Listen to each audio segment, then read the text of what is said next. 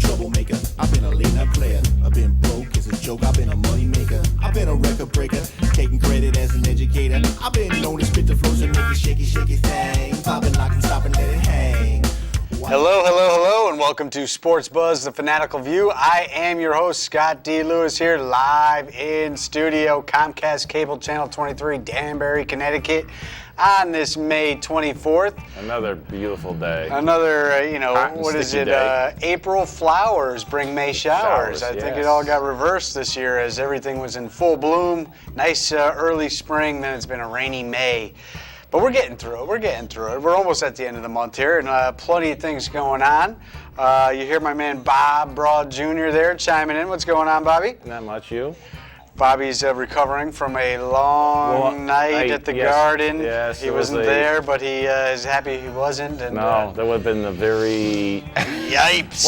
Well, it was a big draw. I mean, we came back. Big comeback. The Rangers came back. Big letdown. Yes. We will dive into that momentarily. Let's first mention, of course, Bob has his show Spotlight on Tuesdays at 9, Wednesdays at 12. Of course, our guys in the studio, Mike Toohey, director extraordinaire from Expose Cinema.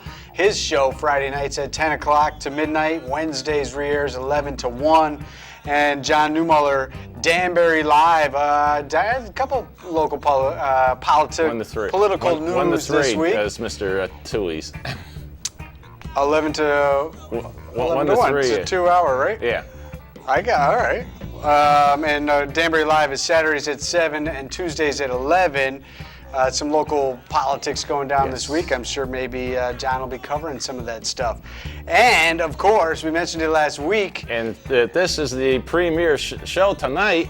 Westerners Roundup, after its 1-year hiatus, is back, and they are back teamed up with Sports Buzz, airing directly following our show 6:30 to 7 o'clock. And the first show of the season starts tonight, so you can see it right after our show. Bob is the host. Yes, unfortunately. The host with the most. You'll be able to judge for yourself as you tune in. Who's on the show tonight, Bob? We have Terry Whalen, who is the general manager of the Danbury Westerners, and Jack Deering, who is the game operations. All right, so Jack and Terry, and there we see Jack with you right there. Yes. From last year or a year before, maybe. I think it was last year. And there you are with Westy. Yes. There it is, the beautiful shot. Mr. Bob Broad Jr. towering above Westy. So you'll be able to see photos like that, and some highlights and interviews with all the guys. And of course, opening day is in 2 weeks from tomorrow. Yes. So 2 weeks from Friday, June 8th, correct? The boys will be here on the 4th, so again, try to get a few days of practice time in, and then we'll they get some get the interviews season in between started. then too. And we'll be heading down there, taking Sports Buzz on the road, like we did last year. Oops, and, we just lost Ted. Ted went to the deep freeze. All right.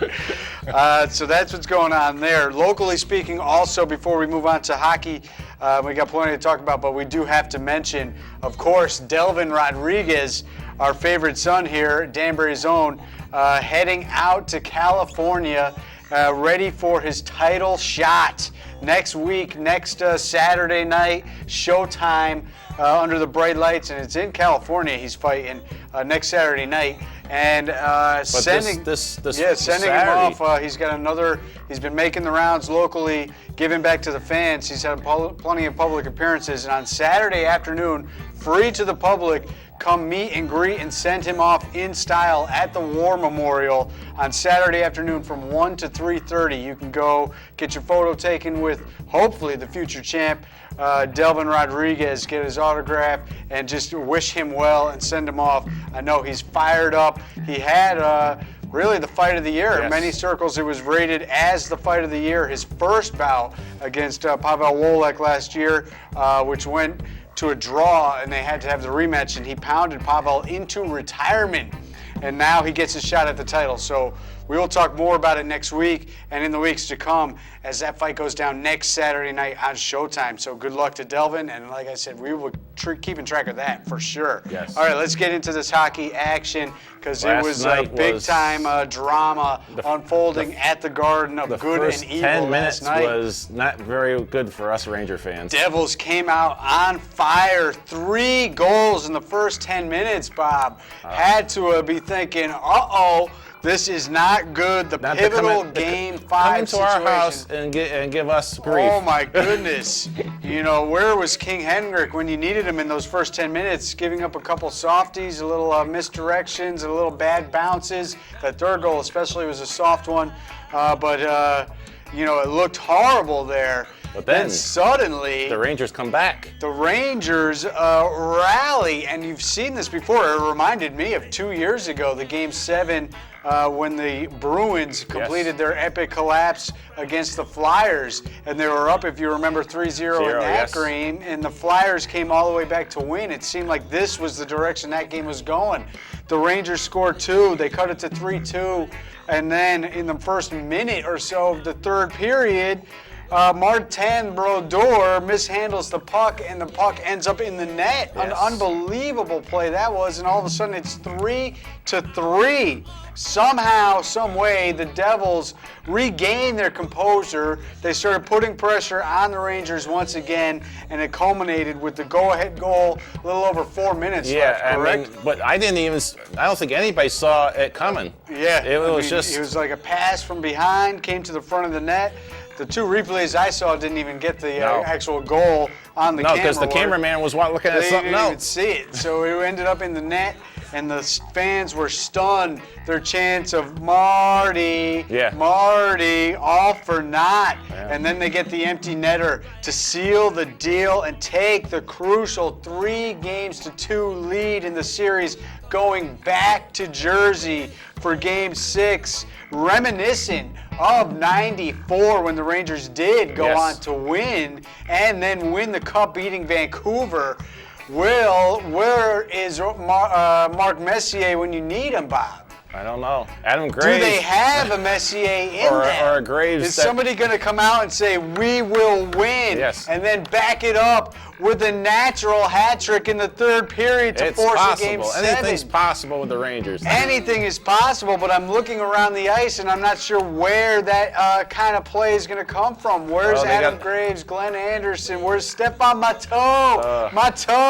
Where's Matteau? Where's both of them? Where's Brian Leach? Where's all these guys? Who on the Rangers is going to be the new man on the block, the new Messier? Who is going to lead the charge? Surprisingly enough, Tortorella, who has been the Grim Reaper in his press conferences, was actually a little bit glib last night. Had a little smirk on his face. Maybe he knew something we didn't. But he said we just prepare for our next game like we always do, and we'll be ready to take the ice once again. And Brodeur, as good as the win was, he was a little shaky himself. Yeah, So the legendary Martin Brodeur, some say the greatest goalie of all time. He does have the records to back up that. I know Patrick Waugh is my go-to guy in that category. And then there's some guys like Dryden and other guys going way back, but we didn't get the chance to see.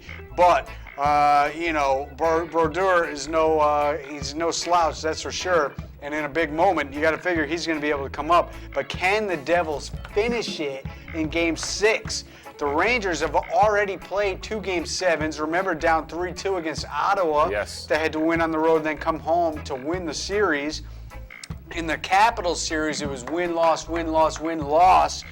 So the Caps were the ones plus to a lot force. of overtimes. Yeah, plus a lot of overtimes, including a triple overtime. So the Rangers' legs, a little shaky perhaps. Is there energy there? Maybe there was too much to come back to tie up that game. They gave too much energy coming back, and they couldn't finish in the third period.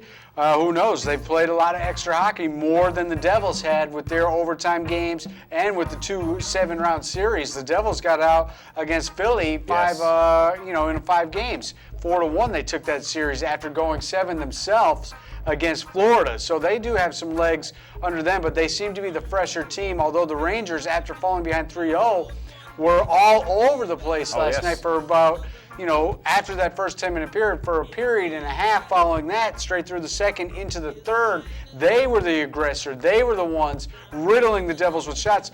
The Devils only had, 16 shots on goal last night? I mean, and they come up with 5 goals. Granted, one's an empty netter, so that doesn't count as a shot on goal. But, unbelievable turn of events that game was. And now, how do the Rangers recover from this? And waiting in the wings, as we see here, the Kings, the Darien Dandy, Connecticut kid, Jonathan Quick, who got a little help. He finally gave up 3 goals in a game. That was the first time, I believe, all playoff longs that he had given up 3 goals in a game. They've only lost 2 games overall in the whole series. They have yet to lose a road game. They've won perfect on the road. The Kings are, and they will start the playoffs, I believe, unless the Devils get through. I'm not sure. Who would have I think actually, even if the Devils go through, I think the Kings have home ice advantage in the first game, right? I think the Devils actually even will have home ice against them, because remember the Kings did not have that. They snuck in late, and they didn't have they were an 8 seed, right? I think so. So I think the Devils will have home ice. Yeah. So the Kings will be starting on the road no matter what. And, it's going to be interesting to see what will happen if they actually lose a road game. I would have preferred to see them lose maybe a road game in the series and still win. I always hate the long winning streaks of any kind as you get farther along, especially in the playoffs and then down to the championship. But needless to say, the Kings are playing spectacular. Watching some of that game the other night, they play with a lot of energy. Yes. They are fast. They are up and down the ice. They responded to Phoenix, putting pressure on them, winning Game 4 in LA, and then coming back and taking a lead in Game 6 there. Could have forced a critical, actually in Game 5, could have forced a critical Game 6 with some pressure mounting on the Kings, but they withheld and they win late in the first overtime, 17 minutes in. So it was not quick work this time around for the Kings against the Coyotes, as the Coyotes certainly made them earn it as that series went on, but it was still 4-1. They took that. But now your Rangers in a desperate situation. How are you feeling right about now, Bob? Well, I think the Rangers can still come back. Still have hope. Still believe. I always have hope. Well, it has been a magical run so far. Magical things have been happening. I thought it was going to be that way last night. You think back against the Capitals, Game 5, 6 seconds left. They scored the game-tying goal after what was the most ridiculous, brutal penalty taken by a Capital player ever. Why that guy took that penalty, I'll never know. And then the power play was a double minor. Yes. They win it a minute later in overtime. So magical things have been happening for them. And, we'll see if they can draw up some old magic, some old Messier magic, an old guarantee. I don't think we'll get a guarantee out of any of these Ranger guys, but, maybe we'll get a performance worthy of the old Rangers, and the magic can continue into a Game 7, which would be Sunday night. So a Friday night affair, maybe back at the Garden for Sunday night. We hope. We will see. We will see, Bob. And then we'll switch gears now, head back to the NBA. Oh, how's your Celtics? Celtics thankfully have an extra day off. Thankfully, they're not playing on Friday night as well with your Rangers with only 1 day off, because they need a little more rest, this team. They're a little shaky? I hate to say it, Bob, but I think even if they get through the series, which I'm sure that they will, I'm sure they will beat the Sixers in Game 7 back at home. That's what the Celtics do. They do not close out. How about this for a step up? Since the Big Three got here, closeout games on the road, chance to finish a series. Yes. 2-11. Ooh. And that includes a championship run. Yeah. And another trip to the finals, where we know they got jobbed by the refs. Yes. But anyways, they are not good on these road game situations. I wanted them to win last night so they could get some extra time off. Now they have to hope that the Pacers bounce back from their ridiculous blowout the other night in Miami. They're home tonight in a Game 6, trying to force a Game 7. So the Celtics are actually hoping that they can get the Heat to a Game 7, which might give them an extra day off after their own Game 7. But I got a feeling that that's not going to happen. I think that both teams are going to be playing Saturday night regardless. If the Heat have to play Game 7, they're playing Saturday night anyway. Right. So the Eastern Conference Finals are probably going to start on Monday. So there's only going to be one day off. But they do get 2 days off to lick their wounds after scoring only 75 points last night, shooting, about 30% from the field. Rondo was completely disengaged. His streak of double-digit assist totals is by the boards as he only came up with 6. The team as a whole only had 14 assists in the game. They hung around, amazingly enough. They played that great defense, so they were right there down the stretch, but the Sixers made the shots down the stretch. Maybe they were inspired by AI in the building. The new AI, Andre Iguodala, threw down a nasty dunk and one play late in that game, looking to the stands, seeing Allen Iverson, the answer, cheering him on, rooting on his Sixers. But I don't know. I see the Celtics, and there we see right there, and you got to love it. AI in the building, and of course there's a fan right behind him saying, no need for practice. Suit up, number 3. Are we talking about practice? Yeah. We're not talking about practice, Bob. Are we talking about practice? Yeah, we're talking One of the about greatest practice. press conferences ever in the history of all sports. Allen Iverson talking about practice. We ain't talking about practice. And he probably could have suited up and played and contributed last night as good as he was. And then, so tonight's going to be a big game. Interesting about tonight's game, thank God the NBA went ahead and did hand down the suspensions to Udonis Haslem and some scrub off the bench, so I don't even know the guy's name. I don't care to know the guy's name. He should be suspended for the remainder of the season for his actions in that game against the Pacers last night. Tyler Hansbrough goes up and gives, granted, a very hard foul on Dwayne Wade, and it was turning into a blowout situation, but they were still within range. I believe it was third quarter when that happened, and it's just a hard foul, and he made a play on the ball, actually got all ball up top, and then came down on top of Wade, and it was the right call, flagrant foul, they call it that way.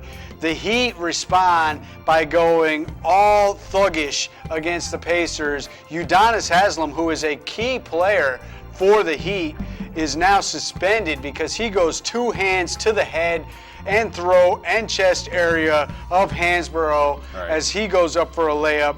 And he tries to make a claim that he was making a play on the ball. That was absolutely ridiculous as he decked Hansbrough. They only gave him a flagrant 1 in the game, didn't even kick him out, surprisingly enough. But the league hands down the suspension. He's out. And the other goon who came out with a flying elbow, unbelievable chop to the guy for the Pacers who was giving Bron the choke sign in Game 3. He gets tossed for 3 games, so he's out of the remainder of the season. But like I said, he's a scrub. That has no significance on the series. I really think they should have suspended him for like 10 games and handed something down because there is no room in the NBA for such a play like that.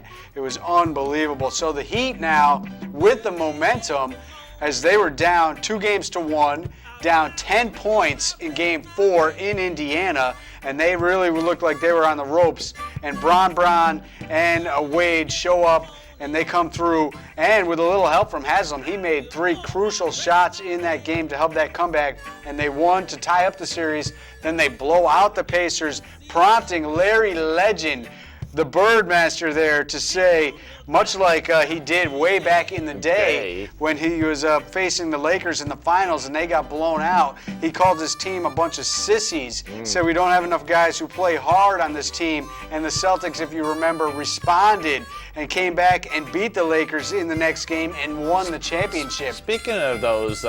and we'll get to the fakers in a moment. We do have to get to Bird's comments, though, after the game. Did you see what he said, Bob? I saw a little bit of it. He said, I never would believe that my team would go soft. S-O-F-T. I couldn't believe it. That's all I have to say about it. Bird displeased with the softness of the Pacers after that Game 5 beatdown in Miami. So we will see if the Pacers can bounce back in Game 6. Danny Granger rolled his ankle in that Game 5, so he's questionable for tonight. Hopefully he can go because he's a key player. But the Heat will be without Haslem. That's a big blow. All right, so mentioning your fakers. Yes. Kobe, Shobi, defiant till the very show. end. How many times can you rip your teammates? By my count, it was at least a half a dozen. And it was all, Pau Gasol's fault, Bynum's fault, everybody else in that Laker uniform. It was all their fault, not Kobe's fault that they lost, not Kobe's fault for anything. I seem to recall a couple crucial late game turnovers by Shobi Defiant in the fake show in that series against the Thunder, as OKC was okay, all right, and they finished KO up at the corral. they finished up the fake show on the other night there, 4-1, but it was all Kobe's teammates' fault, not his fault. He didn't have anything to do with getting beat down. Here's a little history lesson for you, Bob. Sometimes a lot of people will like to compare MJ to Shobi. Do you ever recall in a closeout situation, not that MJ faced many closeout situations, but do you ever recall him allowing his team to be blown out by double digits anytime at all? Never. Not How many times have we seen the Lakers over the history, dating all the way back to early 2000s when Shaq was there? The Spurs beat them by 20 plus to close out their season. Then in 2008, Game 6, Celtics going for the championship. 39 points, Bob. They blew them out by 38 points, 39 points. Last year, the Mavericks, 38-point blowout. The other night, OKC, not quite as bad, only 17-point blowout. But still, nonetheless, when it's time to pay the piper and when it's time to go home, the fake show has a way of getting blown out and quitting big time. So it's going to be Spurs who beat up on the clip joint. And Billy Crystal, he got a little love this year from his Clippers as they made it through a first round into the second round, but they did get swept away by the Spurs, who have now won 18 straight, and they're going to be taking on the Thunder and Durantula and Kevin Durant and all those guys. As there we see Billy Crystal. A little tough time for Billy, but he did get a second round appearance out of his Clippers. All right, let's talk a little baseball. Because we got a few things to get to. The Yankees. Woe is the Yankees, as they had stumbled all the way down to 500, but they did bounce back with 2 wins against the Kansas City Royals.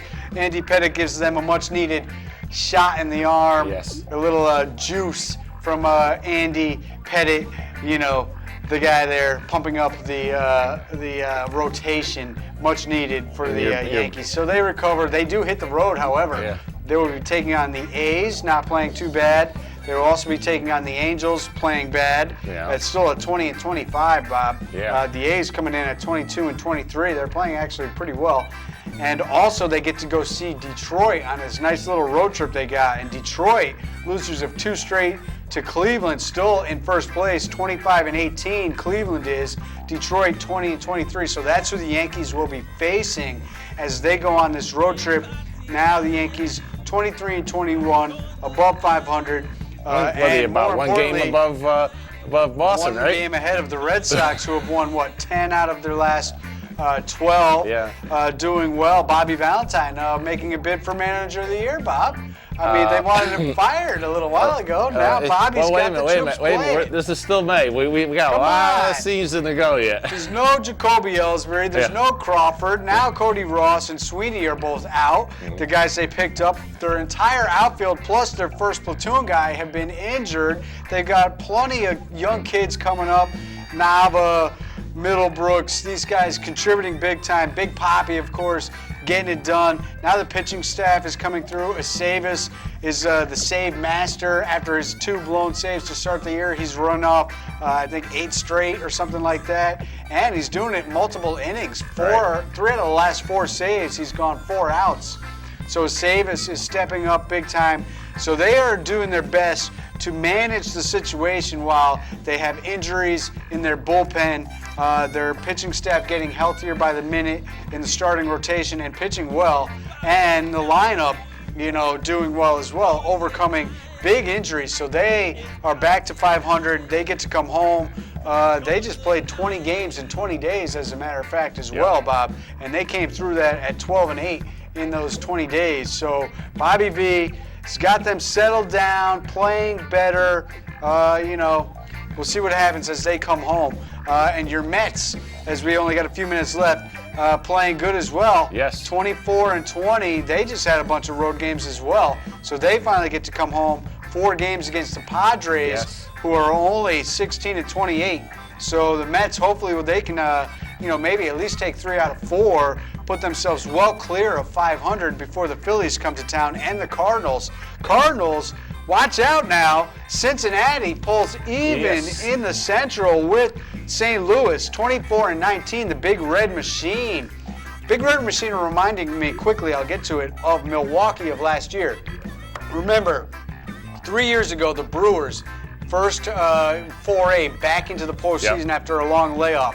Then they had a down year, and then they come back and they made it all the way to the NL conference, to the division championship there. So conference championship. So maybe the Reds, who 2 years ago made it back to the playoffs for the first time in eons. Then they had a down year last year. Maybe this year they can be the Brewers and make a deep run into the postseason. So we will keep track of that as we got a couple minutes to go. How about I'll have another. So nice. Can we see a triple crown? Twice. Can we see a triple crown? Maybe a triple crown. We got a couple weeks more to go as they build it up. But it was a carbon copy situation as I'll have another chases down Bodemeister, who is now out. He's not even going to run in the third leg of the triple crown. But I'll have another. So nice. He has now won twice, Bob, looking for that triple crown.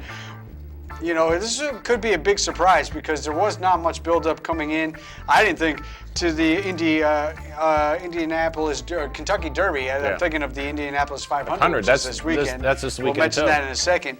But the Kentucky Derby, not much buildup this year coming into that. So maybe it'll be a shock. 1 minute left. I do want to mention Chelsea win their first Champions League final, and that was a stunner. Drogba brings them back. If they were down 1-0, being outshot by Bayern Munich big time in the Champions League final as Europe gets ready for Euro 2012 coming up in June. That'll be a huge event. French Open starts, and then locally, nationally, American-wise, Tony Stewart.